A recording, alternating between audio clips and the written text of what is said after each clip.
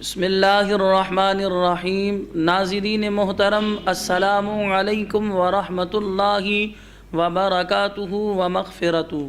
آپ دیکھ رہے ہیں پروگرام مسائل شرعیہ۔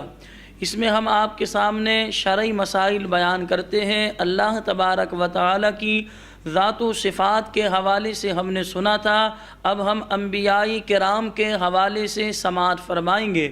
جس طرح ایک مسلمان کو اللہ تبارک و تعالی کی ذات و صفات کے حوالے سے پتہ ہونا چاہیے، اسی طرح ایک مسلمان کو اللہ تبارک و تعالی کے پیارے پیغمبر انبیاء کرام علیہم السلام کے حوالے سے بھی پتہ ہونا چاہیے کہ نبی علیہ السلام کے لیے کیا واجب ہے، کیا جائز ہے اور کیا محال ہے، کہ کہیں ایسا نہ ہو خلاف عقیدہ رکھنے کی وجہ سے بندہ جو ہے ہلاکت میں مبتلا ہو۔ تو آج انبیاء کرام کے حوالے سے سلسلہ لے کر ہم آپ کے سامنے حاضر ہوئے ہیں۔ توجہ سے سماعت فرمائیں۔ نبی علیہ السلام کی تعریف، نبی کسے کہتے ہیں؟ علماء اسلام ارشاد فرماتے ہیں، نبی کی تعریف علماء نے اس طرح فرمائی، نبی اس بشر کو کہتے ہیں جسے اللہ تبارک و تعالی نے لوگوں کی ہدایت کے لیے وحی بھیجی۔ اور رسول جو ہے، یہ رسول کے بارے میں علماء فرماتے ہیں رسول بشر ہی کے ساتھ خاص نہیں بلکہ ملائکہ میں بھی رسول ہیں۔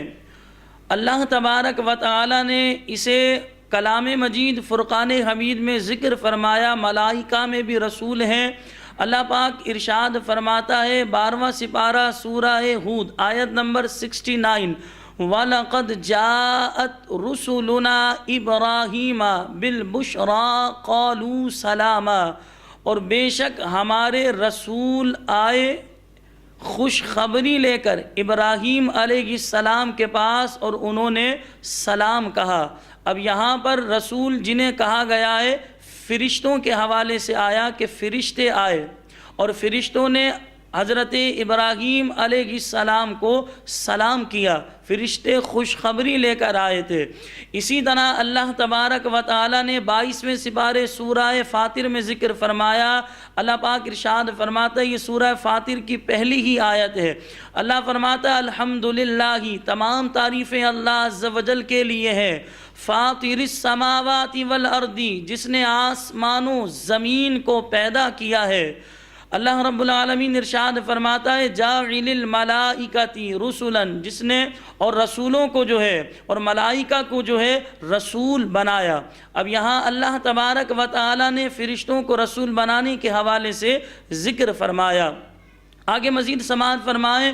علماء اسلام ارشاد فرماتے ہیں جتنے بھی انبیاء کرام دنیا میں تشریف لائے وہ سب کے سب مرد تھے، کسی بھی عورت کو یا کسی بھی جن کو اللہ تبارک و تعالی نے نبوت نہیں دی۔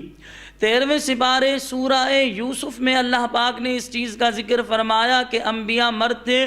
اللہ فرماتا ہے وَمَا أَرْسَلْنَا مِن قَبْلِكَ إِلَّا رِجَالًا نُوحِي إِلَيْهِم مِّنْ أَهْلِ الْقُرَىٰ، اور ہم نے تم سے پہلے جتنے رسول بھیجے وہ مرد ہی تھے اور جو ہے شہر کے رہنے والے تھے۔ اب اللہ تبارک و تعالی نے اس آیت مبارکہ میں صراحتاً فرمایا رجالن، کہ تم سے پہلے جتنے رسول آئے وہ تمام کے تمام مرد تھے۔ تو اللہ تبارک و تعالی نے کسی بھی عورت کو نبوت نہیں دی، کسی بھی جن کو اللہ نے نبی نہیں بنایا۔ ناظرین محترم، انبیاء کرام بشر ہیں، یہ عقیدہ رکھنا ہم پر لازم و ضروری ہے۔ اگر کوئی انبیاء کرام کی بشریت کا منکر ہوگا وہ دائرہ اسلام سے خارج ہو جائے گا۔ لیکن یہ بات قابل غور ہے کہ انبیاء کرام بشر تو ہیں، لیکن انبیاء کرام کی بشریت ہماری بشریت سے افضل و اعلیٰ ہے۔ انبیاء کرام کو اپنی مثل کہنا، اپنی طرح کہنا، یہ نادانی ہے، یہ غلط فہمی ہے، یہ جاہلیت ہے، یہ گمراہیت ہے۔ ہمیں اس سے گریز کرنا چاہیے۔ دیکھیں اس کی سمپل سی مثال یہ ہے کہ کہ والد ہمارے والد جو ہے وہ ظاہری طور پر ہماری طرح دو ہاتھ دو پاؤں ان کے پاس موجود، ایک زبان دو کان موجود، اگر بیٹا جو ہے اپنے والد سے کہے کہ ابو آپ ہماری مثل ہیں،